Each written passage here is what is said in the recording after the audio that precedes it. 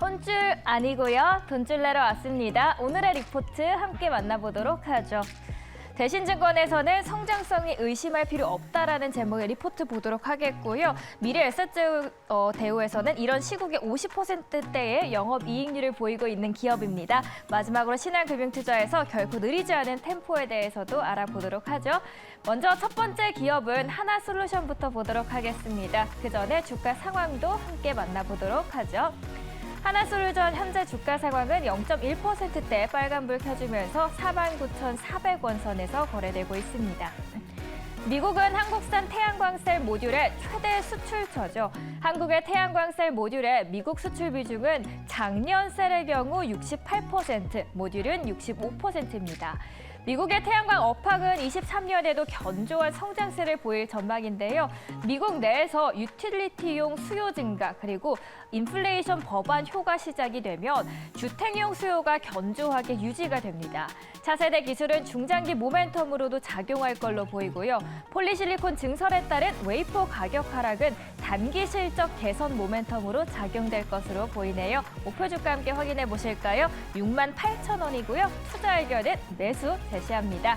두 번째 회사 함께 보시죠. 이번에는 클래시스입니다.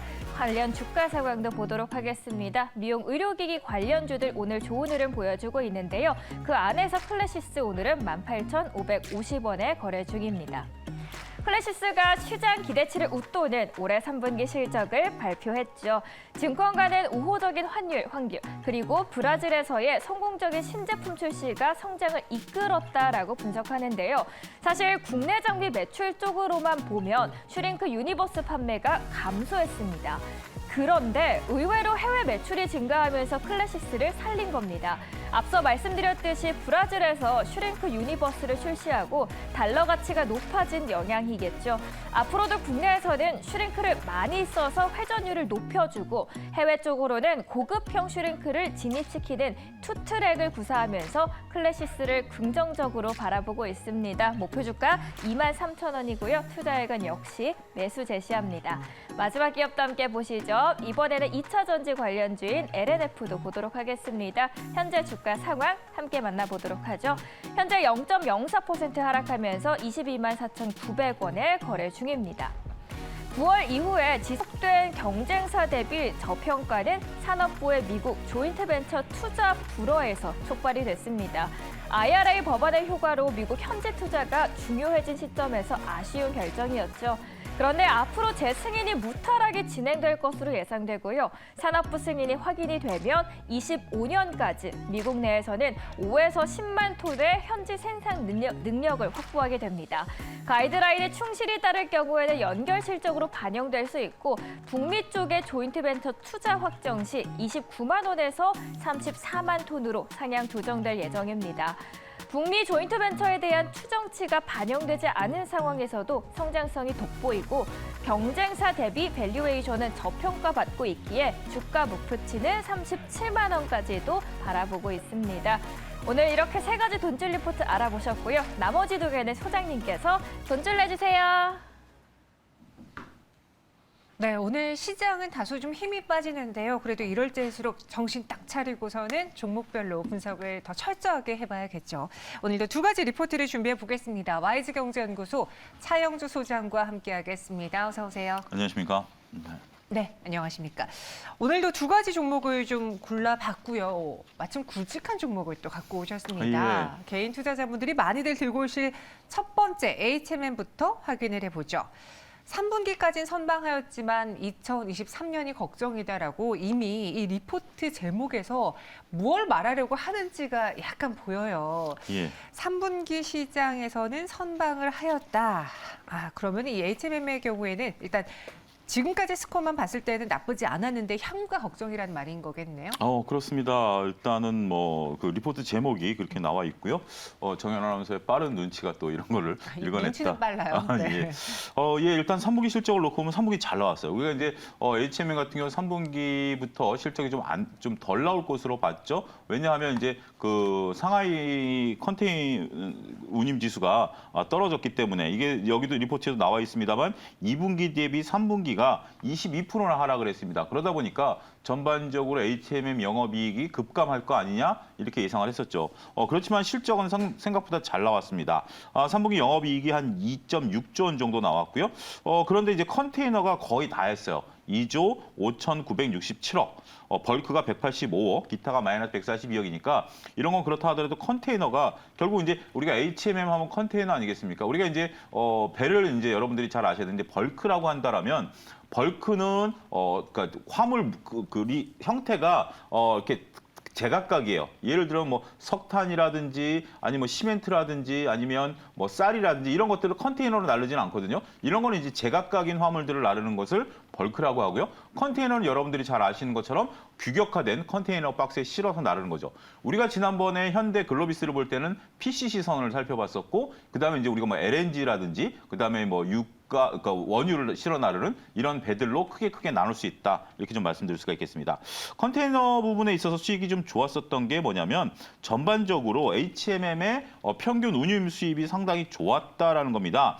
컨테이너 수송량도 생각보다 이 지금 대신증권이 예상한 것보다 조금 늘어난 부분들도 있고요. 수익도 상당히 좀 늘어났다라는 거죠. 그래서 결론적으로 얘기하면 3분기에 상하이 컨테이너 운임 지수 우리가 이제 벌크랑 BDI랑 상하이 운임 지수는 다릅니다. HMM 같은 경우는 상하이 운임 지수를 봐야 되겠죠. 이게 이제 20% 정도 빠졌지만 HMM 같은 경우는 평균 이 매출이 7% 감소했다라는 거죠. 그렇기 때문에 어제 우리가 키움증권에서도 보듯이 전체적으로 시장 거래량이 줄었지만 키움증권 선방했던 것처럼 상하이 컨테이너 운임 지수가 떨어졌지만 HMM 같은 경우는 나름대로 선방했다 이렇게 좀 말씀드릴 수가 있겠습니다.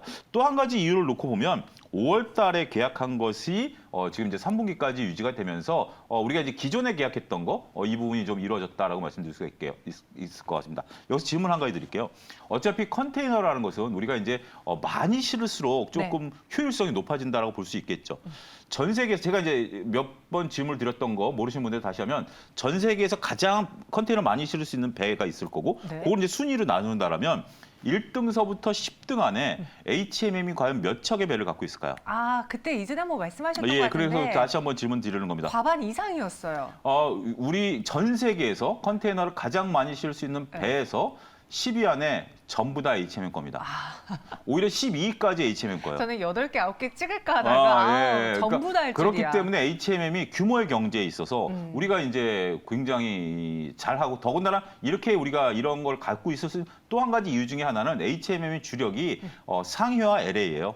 여긴 거침이 없죠. 네. 우리가 이제 뭐 예를 들어서 운하를 가야 된다 이러면 배가 작아져야 되잖아요. 근데 이제 HMM은 거칠 것이 없기 때문에 그런 부분에 있어서 효율성이 높다 이렇게 말씀드릴 수가 있겠습니다. 해상 통로가 좁은 게 아니라 이제 널찍널찍하다 태평양을 보니까. 다니니까 네. 뭐 거칠 게 없죠. 그러다 보니까 더 HMM의 강점을 또 규모의 경제를 살릴 수 있었다라고까지 더해주셨어요. 근데 지금은 당장 3분기까지는 나쁘지 않았어도 향후의 미래가 그리 밝지만은 않은 거잖아요. 예. 근데 그나마 다행인 게 이것을 오늘 처음 알게 된 게 아니라 네. 우리가 한 3분기 시작 전부터 이미 맞습니다. 예. 마음의 준비를 하고 있었다는 게 그나마 다행 같긴 해요. 맞습니다. 일단 뭐 매를 맞을 걸 알고 있었기 때문에 네. 그렇게 아픈 매는 아닌 것으로 보여집니다. 지금 이제 팩트를 체크하면 리포트에 나온 팩트를 체크하면 10월서부터 11월 4일까지 약 한 달 동안에 그 SCFI 그러니까 상하이 컨테이너 운임 지수가 전분기 대비해서 반토막이 났어요. 이럴 정도가 났기 때문에 이런 것들은 2023년까지도 지속될 가능성이 높다라고 보는 거고요. 그렇기 때문에 HMM도 이제 따라 내려올 수밖에 없겠죠. 이 상하이 컨테이너 운임 지수보다는 좀 덜 떨어진다 하더라도 아무래도 이런 부분들이 조금 되는 부분들이 있겠죠.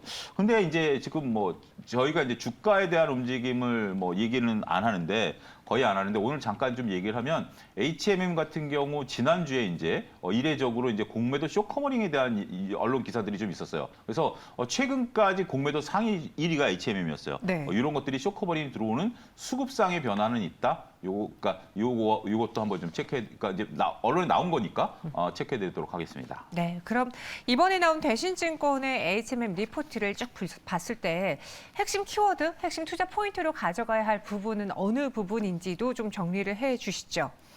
예, 일단 전반적으로 우리가 이제 2페이지 준비된 표를 한번 좀 보면서 전반적인 사항들을 좀 봐야 될 것 같아요. 지금 현재 3페이지 예, 표를 보죠. 이제 3페이지 표를 보면 우리가 이제 SCFI 같은 경우는 상하이 컨테이너 운임 지수입니다. 근데 전반적으로 미주 서안이라면 LA죠. 그다음에 유럽 항로로 놓고 보면 직관적으로 저 수치가 급감하는 걸로 보일 수 있죠. 우리가 2020년 대비해서 우리가 그 왼쪽서부터 보게 된다면 2021년 4월부터 이례적으로 저 수치가 그러니까 1단계 상승하니 2단계 또 계단 상승을 했죠. 2단계 계단 상승을 하면서 이때 당시에 이쪽 관련주들의 움직임이 굉장히 좋았죠. 하지만 안타깝게도 2022년 상반기부터 이 수치가 거의 뭐 폭포수 떨어지듯이 그러니까 두 번 계단으로 올라갔던 게 한 번에 그냥 급락해버리는 모습들을 보이니까 상당히 안타깝다라고 말씀드릴 수가 있겠습니다.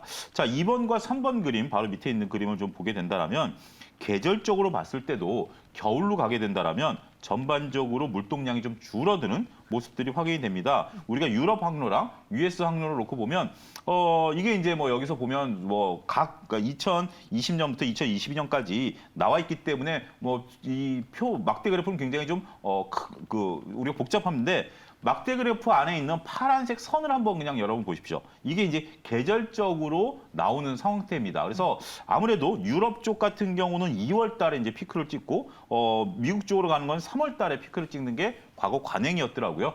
그리고 이제 점진적으로 내려온다라고 보게 된다면 아무래도 이제 겨울에 좀 쉬었다가 네. 이게 이제 봄에 이제 물동량이 난다라고 보면 내년 뭐 최소한 1분기, 2분기 때 상하이 컨테이너 운임 지수가 이제 4분기는 어쩔 수 없지만 다소 올라갈 수 있는 건 한번 우리가 체크해 볼 필요는 있을 것 같아요.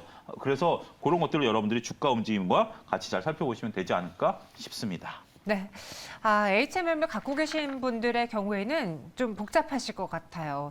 실적이 안 좋을 거라고는 하는데 이미 그걸 알고 있었고 주가에도 어느 정도 반영이 된 이 시점에 추가적인 더 악재를 걱정해야 되나 아니면 지금은 어느 정도 선 반영됐기에 안정기에 들어섰다라고 봐야 되나 걱정이 많으실 것 같습니다. 이 리포트 믿어봐도 괜찮겠습니까? 가능하면 2페이지에 있는 그 연간 실적표를 잠깐 좀 화면에 띄워줄 수 있으면 좋겠고요. 연간 실적표요. 예, 연간 네. 실적표를 한번 좀 띄워보게 된다면 거기에 이제 조금 뭐 일단 띄우는 동안 좀 얘기를 해보면 네. BDI 이제 그 연간 실적에 여러분들 이제 회색으로 나온 부분만 보세요. 다른 거 보지 말고 오른쪽들을 보게 된다면 BDI 같은 경우는 올해 급감했다가 내년에 조금 올라갈 가능성이 있다라고 보는 거예요. 회색 바로 밑에 보면 YOY로 되니까 SCFI 요거는 이제 우리가 상하이 컨테이너 운임 있죠. 내년에 더 빠질 걸로 보여지죠. 한 60% 급감할 걸로. VLCC 같은 경우 여러분들이 이제 탱커선이죠. 원유나 뭐 이런 그 에너지 움직이는 거는 그래도 선방할 것으로 본다라는 거죠. 자, 이것을 한눈에 보시면 벌크와 컨테이너와 에너지 쪽에 있어서 내년도 운임이 이렇게 나타난다는 것을 여러분들이 머릿속에 염두에 두시고요. 일단 HMM 같은 경우 우리가 가격 인하에 따른 그러니까 이제 물동량 감소에 따른 그런 부분들을 맞이했고요. 상황이 변했습니다. 상황에 능동적으로 대처하시는 것도 필요하다고 보고 리포트 믿어보자 이렇게 말씀드릴 수 있겠습니다. 알겠습니다. 이번 리포트 믿어보자라고 정리해 주셨습니다. 이어서 두 번째 리포트 만나보도록 하죠. 이 종목도 참 뜨겁습니다. 네. 셀트리온인데요. 실적이 나왔어요. 이번 분기에도 확인된 방향성. 실적이 공개되기 이전에 많은 증권가에서 또 이 주식시장에서 사실 셀트리온의 실적을 걱정하거나 의심 갖고 보신 분들이 많지 않았던 걸로 알고 있습니다. 2분기부터 분위기가 바뀌었어요. 네, 예. 어떻습니까? 요거 보시고 이해되셨어요? 리포트가 상당히 복잡한데 제가 왜 맞아요. 이제 정연아나운서 저희는 이제 방송 들어오기 전에 리포트를 이제 분석을 하니까 읽어보면 쉬운 건 아니에요. 자, 하나하나 좀 설명을 드릴게요. 셀트리온 같은 경우 매출액은 한 6천억 정도 나왔어요. YOY 기준으로 60%가 늘었다라는 거고 영업이익 같은 경우도 한 2천억 정도 나왔으니까 YOY 기준으로 28% 늘었습니다. 자, 6천억 매출에 2천억 나왔다. 이제 러프하게 계산이 되죠? OP 마진이 몇 프로? 30% 정도 나왔다. 네. 이렇게 굉장히 좀 잘 나왔다. 이렇게 말씀드릴 수가 있겠죠. 근데 여기서 1,000억을 좀 우리가 빼고 봐야 돼요. 이게 1,000억이 나쁜 게 아니라 우리가 이제 그 계열사 간 거래는 이 실적에서 빼주거든요. 그런데 이제 셀트리온 같은 경우 셀트리온 USA와 거래했던 것들을 이번에 매각을 하면서 빼줬어야 되는데 그게 이제 못 빼주다 보니까 회계상 들어온 거예요. 물론 이제 이게 매출이긴 한데 우리가 이제 시계열로 놓고 볼 때 과거의 셀트리온과 현재 셀트리온을 놓고 볼 때는 1,000억을 빼주고 봐야 됩니다. 그래도 보고 일단 전반적으로 봤을 때는 늘어나고 있는 그 상황들은 이해가 된다. 저희가 계속 말씀드린 게 환율 빼고 보시라고 말씀드린 것처럼 일회성 매출이라든지 일회성 비용 같은 경우는 물론 뭐 호재와 악재이긴 합니다만 빼고 보는 노력을 하실 필요가 있다라고 말씀드릴 수가 있겠죠. 전반적으로 봤을 때 우리가 이제 셀트리온 하면 뭐가 생각나죠? 램시마죠. 그렇죠. 램시마에 대한 매출이 꾸준히 좀 늘어나고 있습니다만 QOQ 대비해서는 조금 감소했다. 이 부분도 보시고 그다음에 전반적으로 트룩시마라든지 허주마. 저는 좀 관심 있게 보는 게 허주마예요. 허주마가 이제 뒤에가 설명드리겠습니다만 각 품목 중에 유일하게 YOY QOQ가 다 늘었어요. 작년 대비 늘었고 전분기 대비 늘어나고 있는 것은 허주마다. 어쨌든 다 뭐 한 4명의 아들들이 있는데 다 일을 잘하고 있다. 그중에서 막내 아들이 지금 갑자기 치고 올라오고 있다. 이렇게 좀 표현드릴 수가 있겠습니다. 네. 셀트리온의 그 시마가 붙은 뭐 허주마, 램시마, 트룩시마 이런 것들이 다 효자 노릇을 잘 해주고 있습니다. 심화 과장이라는 혹시 만화 아시나요? 아니요. 직장인들 같은 경우 옛날 만화인데 네. 뭐 좀 관심 있으시면 심화 사장까지 나왔거든요. 네. 과장서부터 사장까지 승진한 일대기라 한번 보실 필요도 있을 것 같아요. 직장 생활하시는 분들. 무슨 이야기 하나 했더니 아이고 또 이렇게 예. 셀트리온 이야기 하면서 저희가 좀 살짝 농담 섞여서 말씀드렸는데 일단 실적이 좋았잖아요. 네. 그리고 우리가 예상했던 것만큼 잘 나와줬으니까 셀트리온에 대한 걱정은 이제는 좀 한꺼풀 더 거쳤을 것 같습니다. 여기에 더해서 플러스 알파가 무엇이냐 이제 이것을 봐야 되는데 리포트에서는 유플라이마라는 것을 꼽았어요.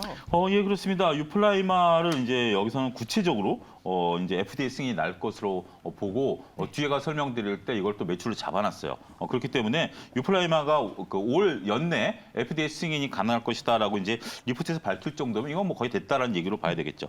그리고 2023년부터는 베그젤마라든지 이런 것들과 미국의 유플라이마가 출시가 예정돼 있다. 이제 FDA 승인 이후에 바로 이제 준비 다 해놓고 있는 거죠. 이런 부분들이기 때문에 본격적으로 매출이 일어날 가능성이 있다. 그러니까 FDA 승인을 지금 난다라는 가정하에 제품을 찍어내고 있고 이게 이제 4분기부터 매출을 잡히고 본격적인 판매는 내년부터 판매되는 거죠. 그 전에 일단 미국으로 실어 보내야 되니까 네. 이런 부분들이 선 반영돼 있을 수 있다. 이 부분을 우리가 체크해야 되지 않을까 싶습니다. 알겠습니다. 셀트리온도요.